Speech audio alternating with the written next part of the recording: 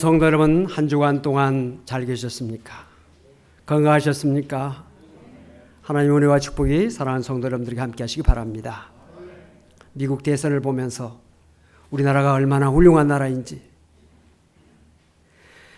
우리가 미국을 많이 배우고 선진국이라 민주주의 이런 것을 많이 배우고 살았는데, 이번에 보면서 우리나라가 이번 코로나 상황 속에서도 그렇고 얼마나 우리나라가 모든 면에서 성장했는지 성숙했는지 알게 됩니다. 아마 이런 코로나 이런 상황을 우리가 힘들게 지나고 있지만은, 이런 상황 속에서 우리나라가 세계 속에서 우뚝 서는 문화적인 가치나 민주주의나 모든 면에서 세계를 선도해 나가는, 세계 사람들에게 빛을 비추는 우리 대한민국으로 더욱더 크게 하나님께 쓰시려고 우리를 인도해 주신 줄로 저는 믿습니다.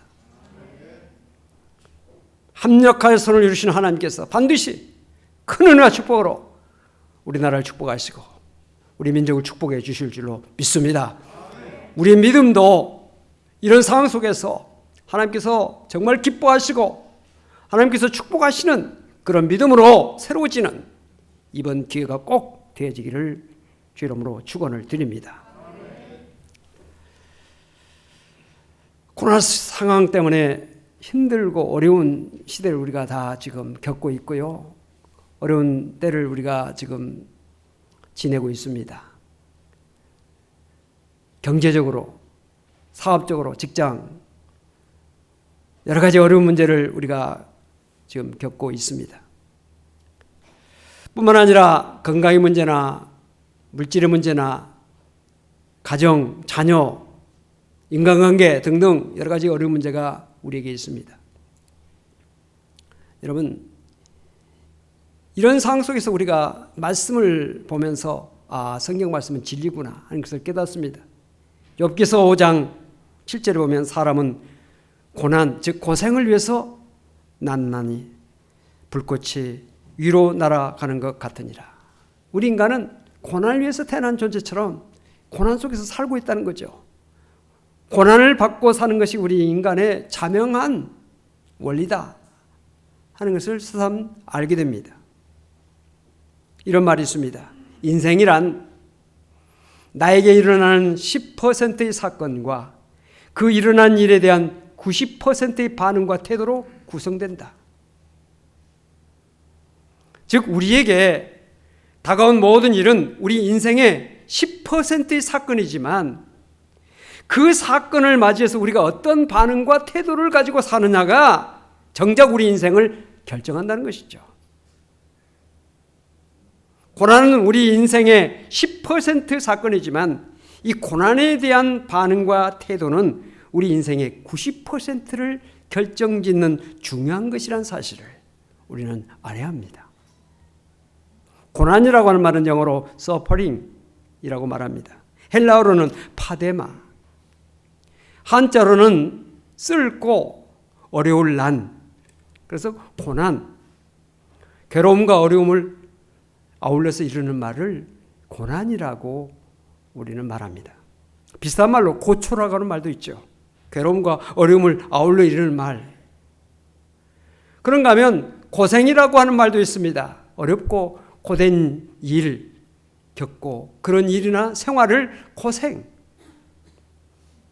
또 시련으로 해석도 합니다.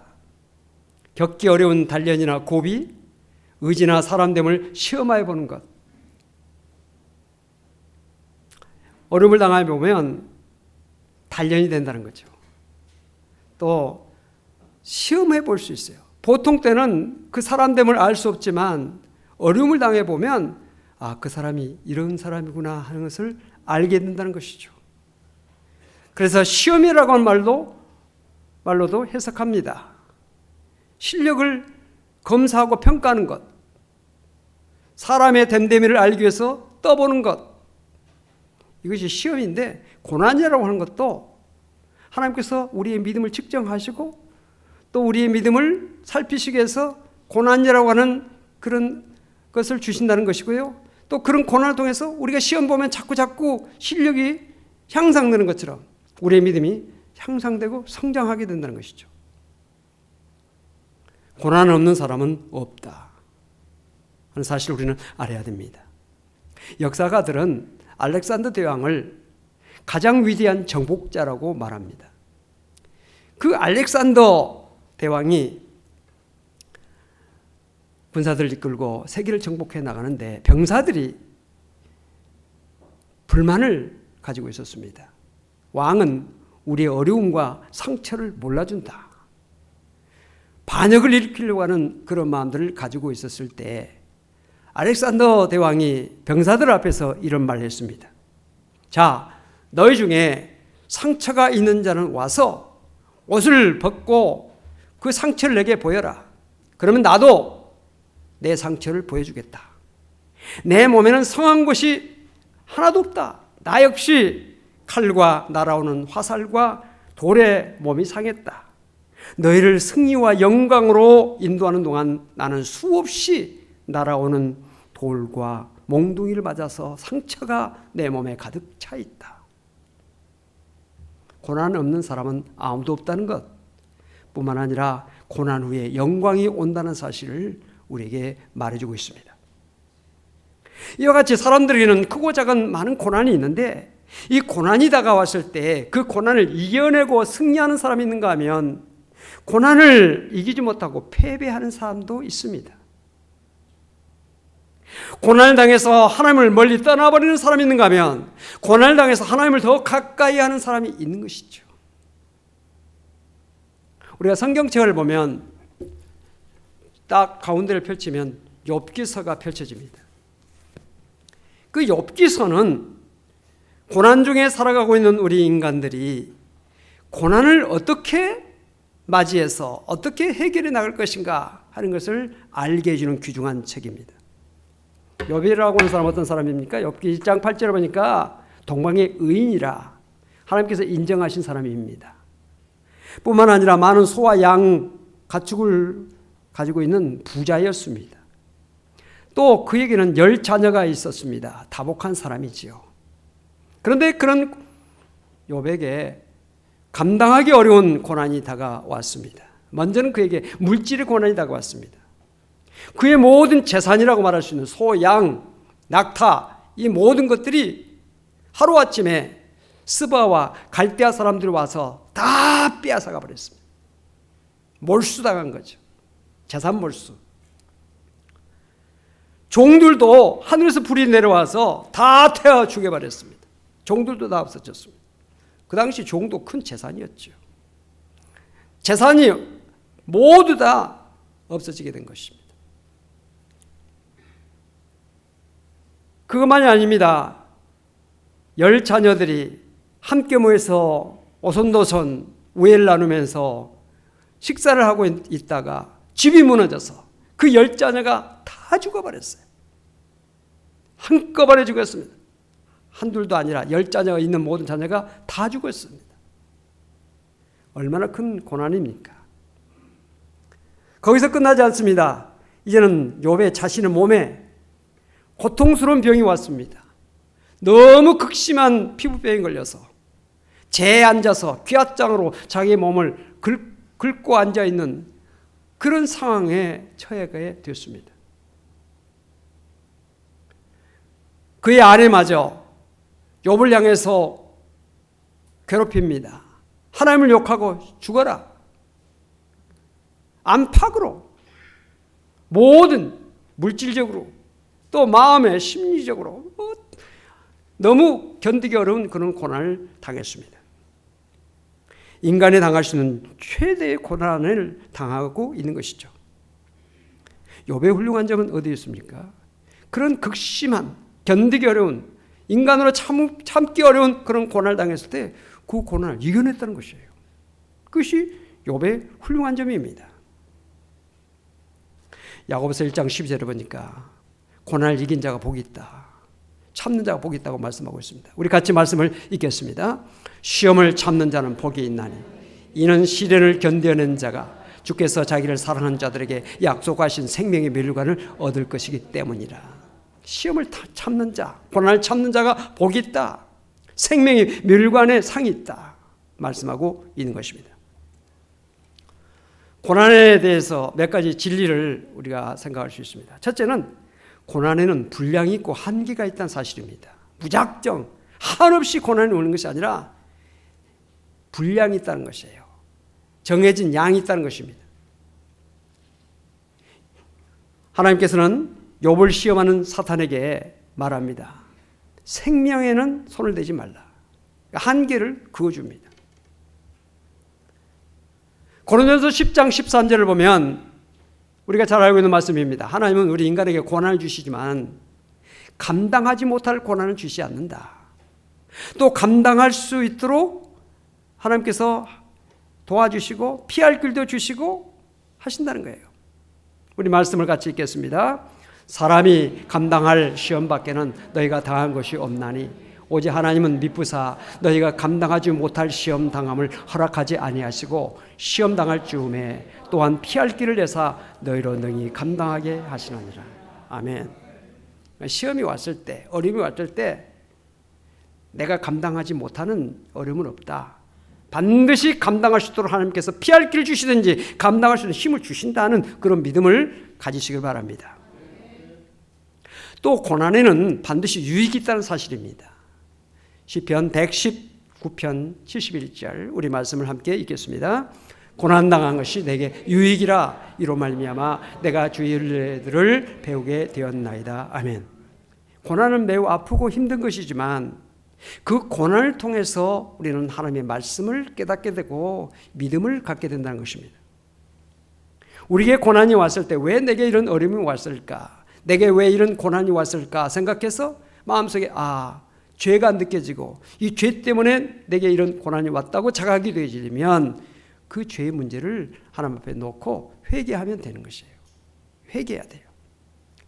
죄 때문이 아니라면 하나님께서 왜 내게 이런 고난을 주셨을까?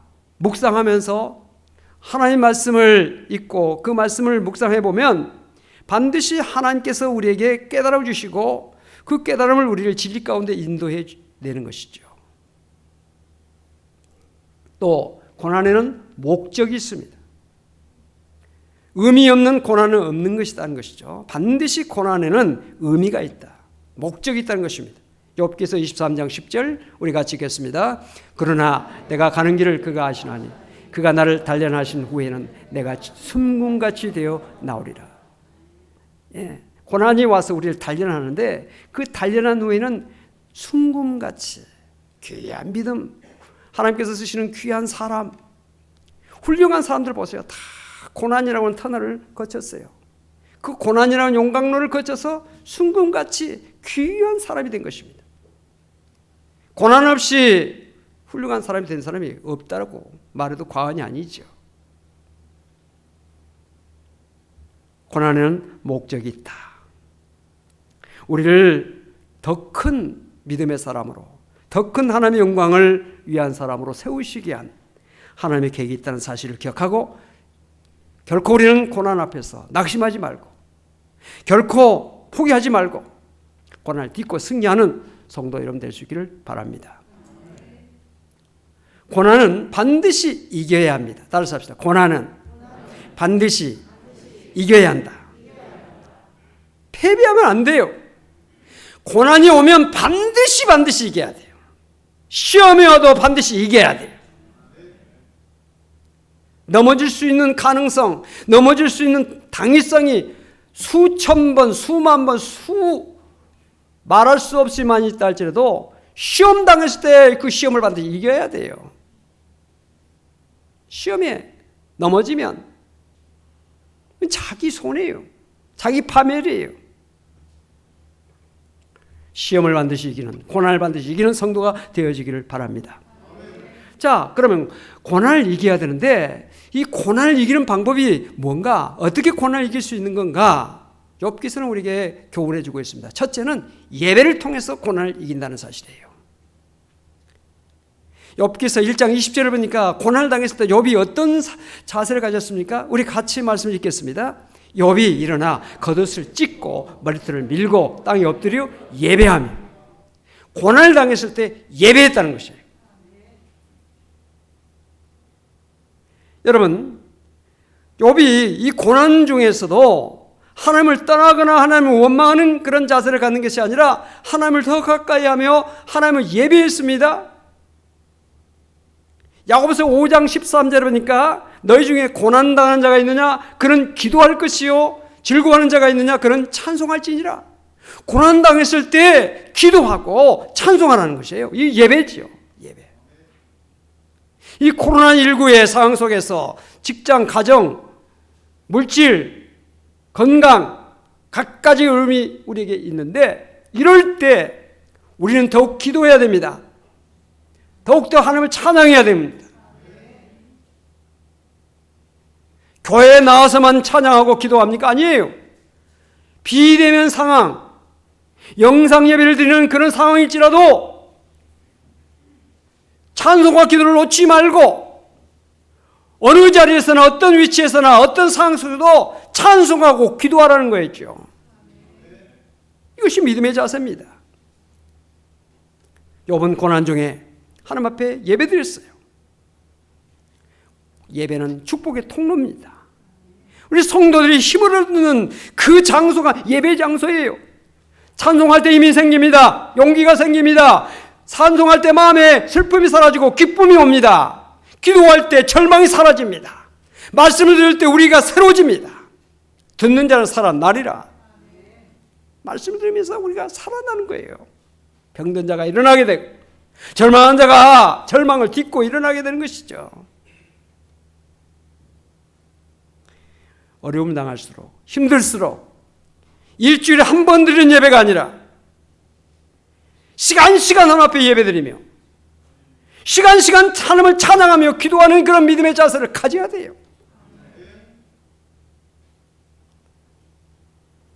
썬데이 성도가 아니에요. 매일매일 하나님 앞에 예배하며 찬양하며 기도하며 믿음으로 서야 돼요.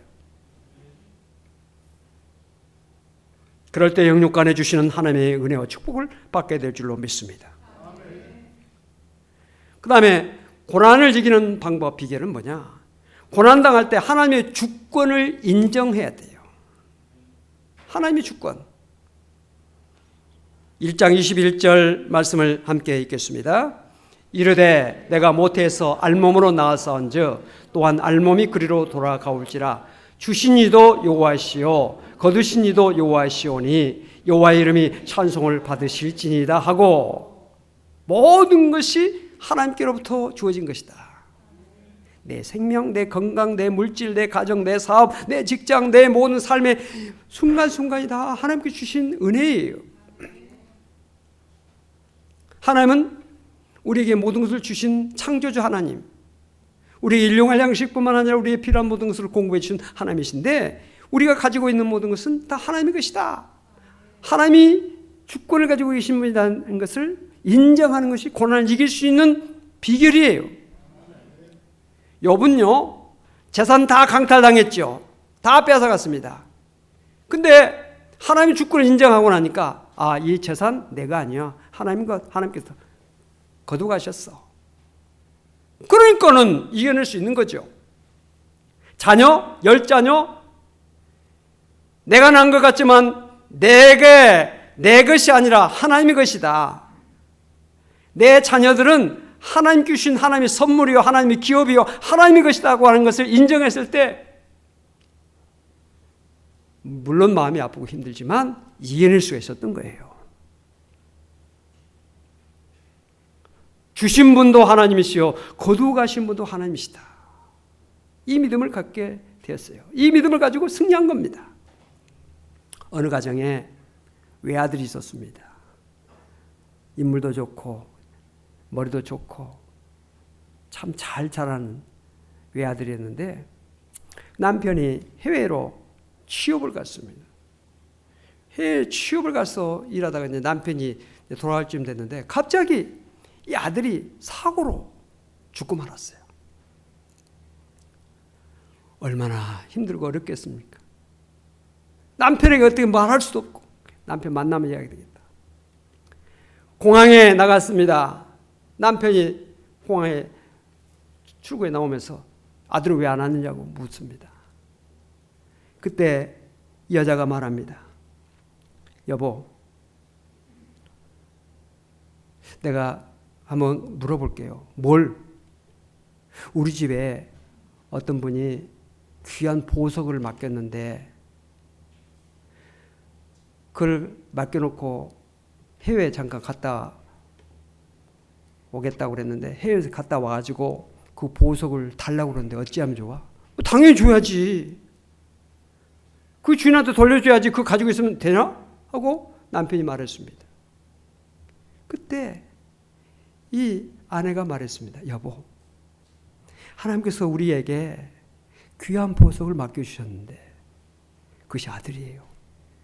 근데 하나님께서 다시 달라고 그러시니 어찌하면 좋아요? 남편이 그 이야기를 듣고 그렇구나. 알게 된 거죠. 수긍하게 된 거죠. 인정하게 된 거죠. 보석과 같은 아들이지만 하나님께서 맡겨주신 것인데 하나님께서 다시 부르시니 하나님께서 달라고 하시니 되돌려 드릴 수밖에 없잖아요. 내가 붙든다고 되는 거 아니잖아요. 당연히 주인 되신 분에게 돌려드리는 것. 자녀도 물질도 우리의 사업도 직장도 우리의 건강도 우리의 생명까지도 하나님께서 우리에게 주신 보석과 같은 보물과 같은 귀한 것이지만 하나님께서 우리에게 맡겨주신 것이니 하나님께서 다시 달라고 하면 어찌할 수가 없는 것이다. 하나님의 주권을 인정하는 것, 이것이 고난을 이기는 비결인 것이에요. 욥은 하나님의 주권자이심을 굳건히 믿었기 때문에 극심한 정말 감당하기 어려운 그런 모든 고난을 이겨낼 수가 있었던 것이에요.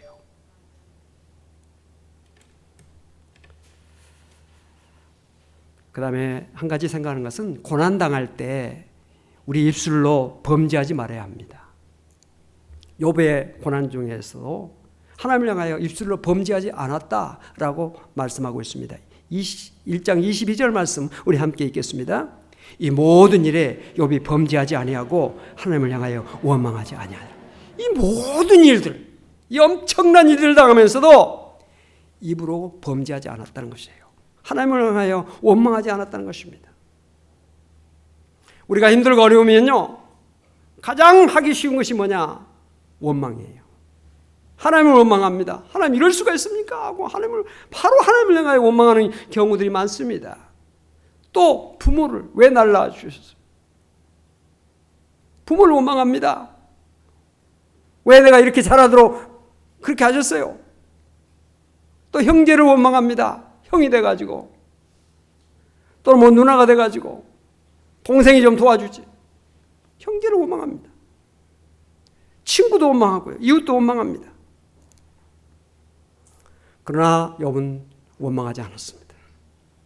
여러분, 원망은 우리를 망하게 하는 것이에요. 절대로 우리에게 도움이 될 수가 없어요. 이스라엘 민족이 광야 생활을 하면서 얼마나 원망 불평을 많이 했습니까? 이스라엘 백성들은 하나님께 늘 원망과 불평을 했습니다. 물이 없다고 원망하고 또 만나만 먹게 한다고 정말 지겹다고 좀 다른 것 좀 달라고 고기를 먹게 해달라고 길이 험하다고 원망을 많이 했어요. 하나님께서는 원망하는 이스라엘 백성들을 향해서 참다 못해서 하나님께서 하신 일이 무엇입니까? 불뱀이 나타나서 원망한 사람들을 물어서 죽게 하셨다. 민수기의 21장 5절 6절 말씀이 나오고 있습니다. 우리 참고로 말씀 한번 읽어보시기 바랍니다.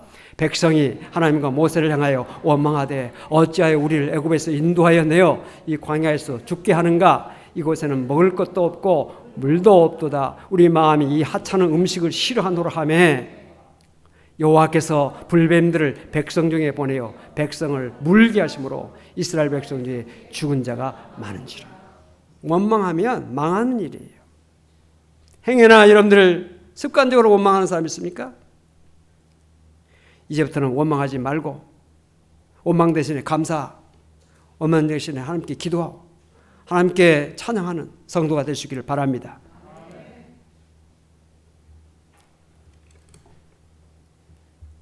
우리가 하박국이라고 하는 사람, 그 선지자를 우리가 알고 있지 않습니까? 이 하박국이라는 사람이 참으로 역경중에서도 감사했기 때문에 그의 믿음을 훌륭한 믿음이라고 말합니다. 그럼에도 불구하고의 믿음을 가진 사람으로 하박국 선지자를 이야기하고 있는데, 그 하박국 선지자가 쓴 하박국서 3장 17절 18절 말씀을 읽어보면 어떤 상황 속에서도 그가 어떤 믿음을 가지고 있었는가를 알게 합니다. 같이 읽겠습니다. 비록 무화과나무가 무성하지 못하며 포도나무에 열매가 없으며 감람나무에 소출이 없으며 밭에 먹을 것이 없으며 우리의 양이 없으며 외양간에 소가 없을지라도 나는 여호와로 말미암아 즐거워하며 나의 구원의 하나님으로 말미암아 기뻐하리라. 아멘. 물질이 부족해도 가난해도 있어야 될 것이 없어도 여호와로 말미암아 즐거워한다. 나의 구원의 하나님으로 말미암아 기뻐하리라. 나를 죄악 사망에서 구원해 주신 하나님의 그 크신 은혜를 생각하면서 기뻐하며 즐거워하는 것이죠. 부모를 원망하는 사람들 가운데 어떤 분들이 그런 사람들이 있어요. 나를 왜 제대로 안 가르쳐 줬냐고, 나를 왜 제대로 먹이고 입히고 해주지 않았냐고 부모를 원망하는 사람이 있습니다. 참으로 어리석은 사람이에요. 자기가 지금 존재하고 있는 것이 부모 때문인데, 내게 생명이 주어진, 내게 생명 자체를 부여해 준 분이 부모님인데 그것으로 말미암아 우리는 기뻐해야 돼요. 감사해야 돼요. 생명이 얼마나 소중합니까?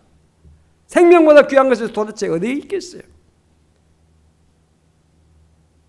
내게 생명을 부여해 주고 더 나아가서 내게 믿음을 심어주는 부모님이라면 더할 나위 없이 감사하고 더할 나위 없이 그 은혜를 늘 생각하면서 기뻐해야죠.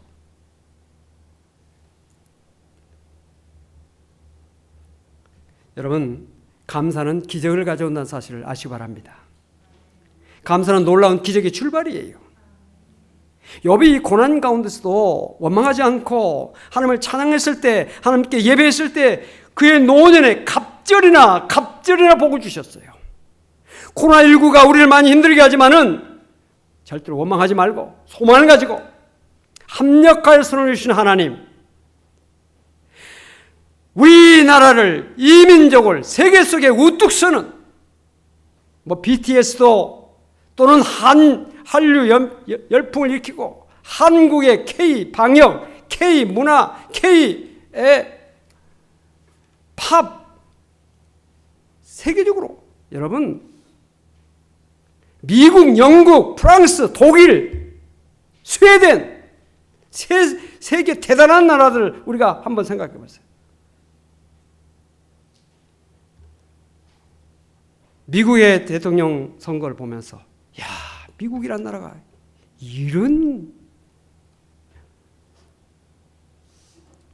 실망까지 하지만 그러면서 우리나라가 얼마나 좋은 나라인가, 얼마나 훌륭한 나라인가, 이러면서도 우리가 원망하고 불평하고, 그렇다면 우리가 참으로 부끄러운 사람이에요.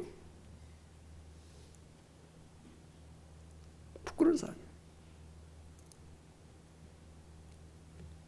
세계가 주목해서 우리 국민들의 의식을, 대한민국의 국민들의 의식은 대단하다, 정작 그렇게 평가를 받고 있는 우리들이 우리 자신을 보면서 원망하고 불평하고, 그렇다면 부끄러운 일이죠.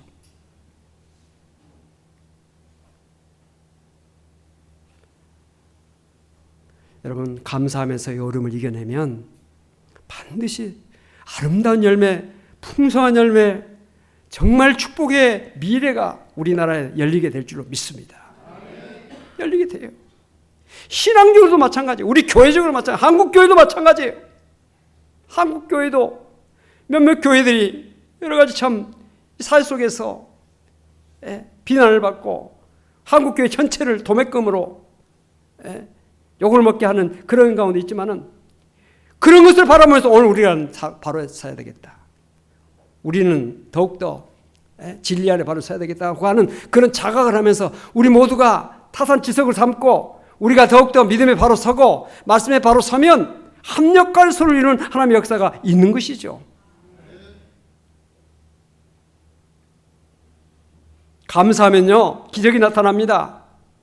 광야에서 많은 사람들이 지금 배고파 굶주려 있습니다. 장정만 5천 명, 여자아이까지 하면 2만 명의 사람들이 배고파서 굶주렸을 때 예수님께서 하신 일이 무엇입니까? 한 어린애가 가져온 빵 5개와 물고기 2마리, 아주 적은 것이지만 그 어린아이의 마음이 얼마나 갸륵합니까?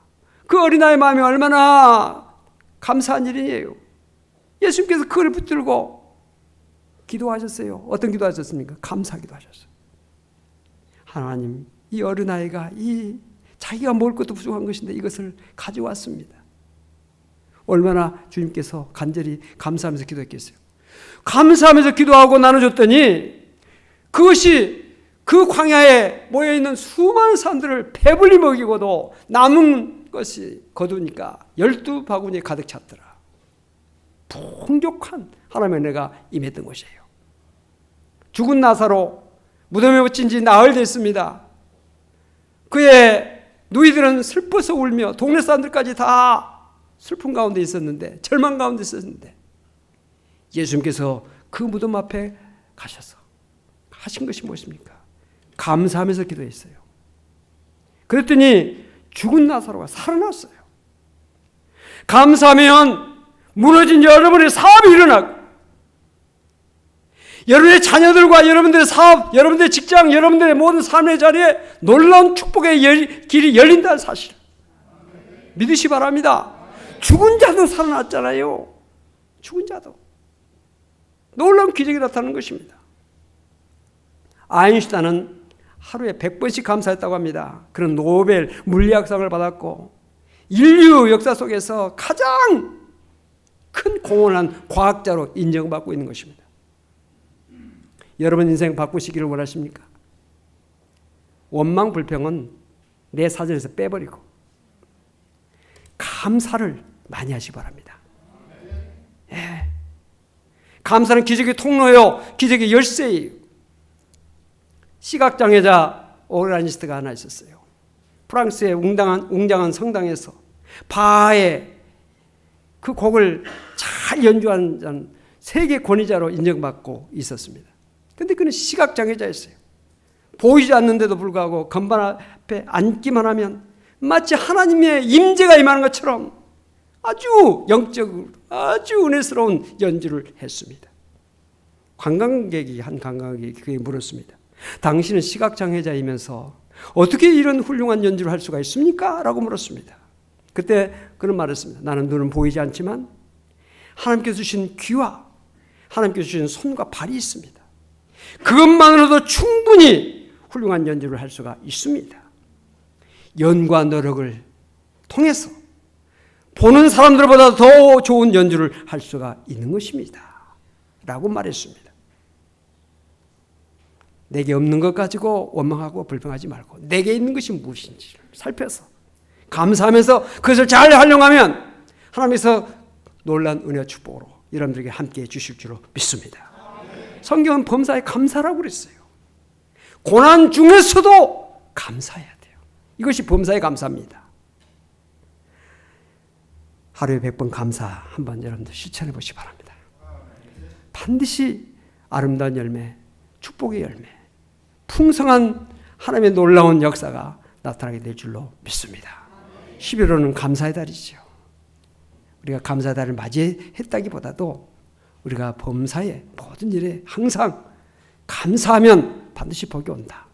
이 사실을 기억하고 감사로 하나님 앞에 영광 드리는 사랑하는 성도 여러분 되시기를 바랍니다. 기도하십시다. 하나님 감사합니다. 범사에 감사하라고 말씀하셨는데 고난 중에도 우리가 감사해야 됨을 다시 한번 말씀을 통해서 깨닫습니다. 욥의 그 극심한 고난 중에서도 하나님께 예배드리며 하나님께 감사하며 찬양했던 그 욥에게 갑절이나 더 큰 은혜와 복을 주셨던 말씀을 저희들이 생각합니다.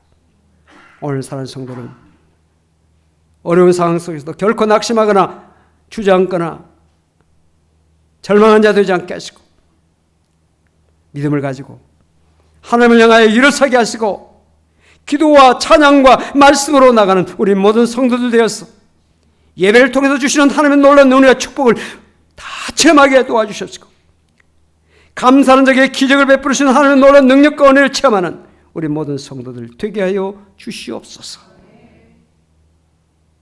지금은 슬프나 지금은 고통스러우나 지금은 어려우나 지금은 괴로우나 주님을 바라보며 믿음으로 나아가는 성도가 되어서 놀라운 축복의 미래가 열릴 수 있도록 하나님 함께하여 주시옵소서.